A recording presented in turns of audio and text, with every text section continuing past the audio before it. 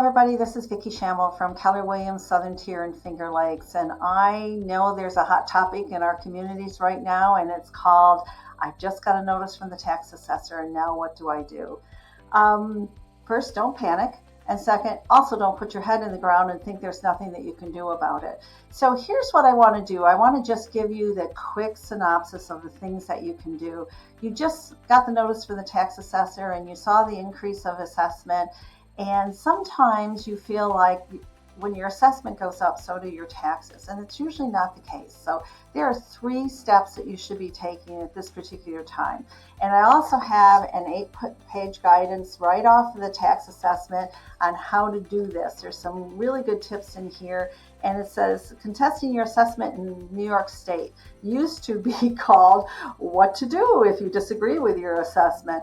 Well, right now you just got your notice from the tax assessor, and you can go or call anybody, call me or send me a text and say that you want your property card.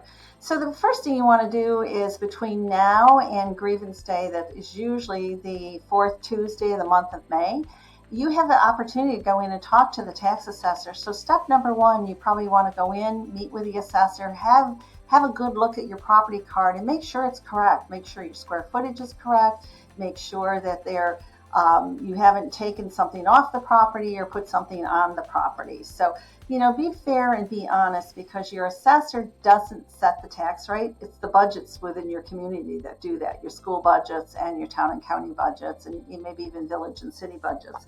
But go sit with the tax assessor, book an appointment. If that assessor finds something incorrect, they can make a stipulation on that particular day.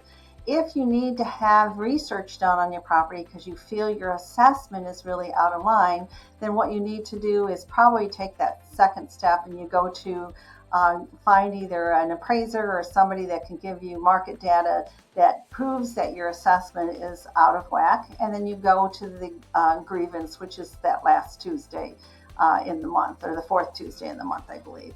I have an 8-page document. I'm going to connect it to this video that you can take a look at, and hopefully if you have any questions, you can reach out and give me a call. I've been doing this for many years. I get lots of calls at this time of year from people that are panicking because they just had a big jump in their assessment. Just because your assessment went up does not mean your taxes will get up. Unfortunately, the assessor can't tell you what the budgets are going to do. So when they have the entire inventory set, they divide it into the budgets and they get what they call a mill rate.